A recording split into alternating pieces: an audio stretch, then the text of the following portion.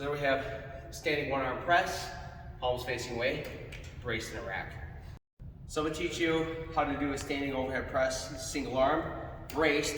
And when you brace, you can use a rack, or the plate holder on the rack. You can also use a bench, just put the bench upright. Really a wall, anything that you can brace against. But what we do is whatever hand is pressing, you're going to brace with the opposite hand. The pressing arm, usually you're going to do a little bit better with a split stance where you're literally half a step. You're about half of your foot's width, the right foot, whatever arm is pressing. And then from there, you got to brace your glutes, brace your abs real tight. And usually you're going to want to step and swing. So if the weight's heavy, you're going to need to get a little momentum to drive that weight up. So if it's the right side, I'm going to step and swing with my right foot, bring it back. And you always start with the dumbbell down as low as possible.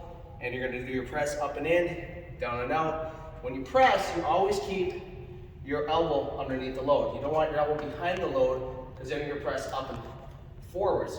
The weight should go in a straight line. If you have back pain, you got to really focus on, number one, this exercise might not be right for you, but you really got to focus on tight glute, tight abs. You got to have full range of motion in the shoulder. So when you bring your arm up, your shoulder only goes this far. You should focus on incline work. If you have that rounded back, you should focus on incline work.